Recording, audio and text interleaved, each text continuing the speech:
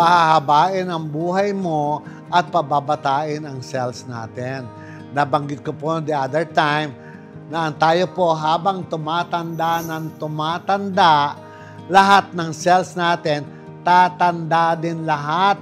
Lahat ng mga vital organs sa katawan natin, ang utak natin, ang ating puso, ang pancreas, lahat-lahat, ang kidney, tatanda din lahat. Pagtanda ng mga vital organs natin, ayan na, lahat ng sakit ay papasok na sa atin.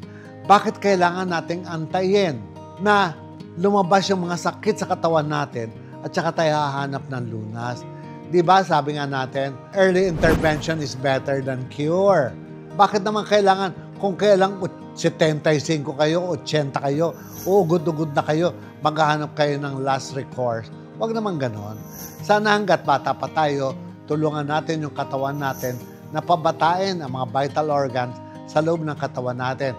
Uulitin ko po, ang ating pong cells ay 3. This is the normal cells, the reason we're still moving.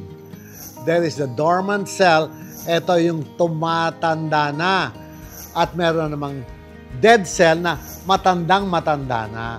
Yung dormant cell, yan yung palalakasin ng stem cell para sumama doon sa buhay na cells.